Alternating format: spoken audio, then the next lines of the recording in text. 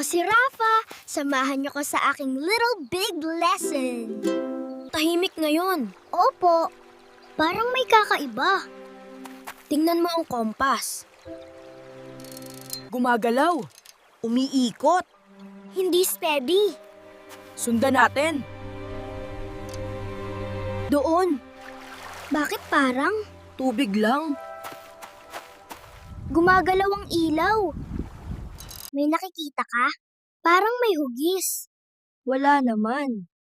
Sa tubig lang. Teka. Ano? Sa likod ng bato. Doon. Dahan-dahan. Sige. Hawak mo ang kompas. Huwag gagalaw ang bato. Uy! Ano yun? Huwag gumalaw. May nabasag. Ako yata. Ano? Natapakan ko. Mali ang hiwa. Hindi pantay. Ayusin natin. Hindi na naman. Ano? Umiikot ulit. May mali. Rafa? Wala. Tahimik siya. Nag-iisip.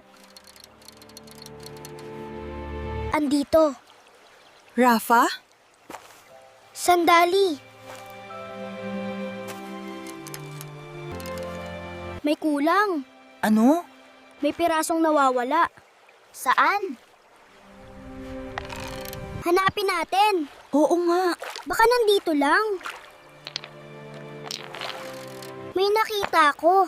Saan? Tingnan. Uy! Ano? Umiikot. Teka, Ano yun? may simbolo. Totoo. Arrow. Direksyon? Sundan. Saan? Tara. Sundan natin.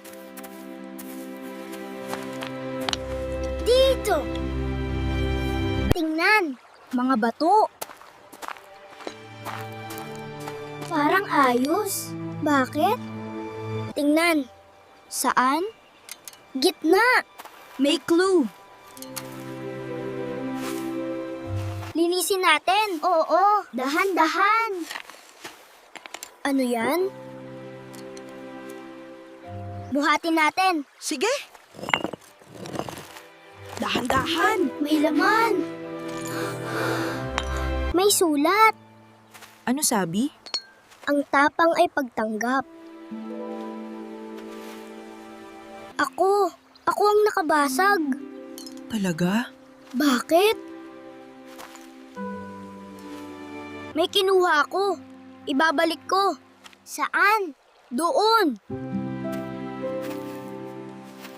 Nandito. Ano yan?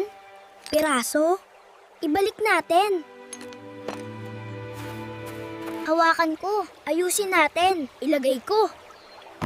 Tama. Ayos lang. Salamat sa pag-amin. Mas mahalaga yon. Salamat. Alam nyo, ang tunay na tapang ay ang pag-amin.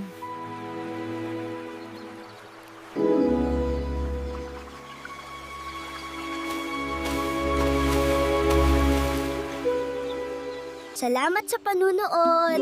Kita-kits sa next lesson.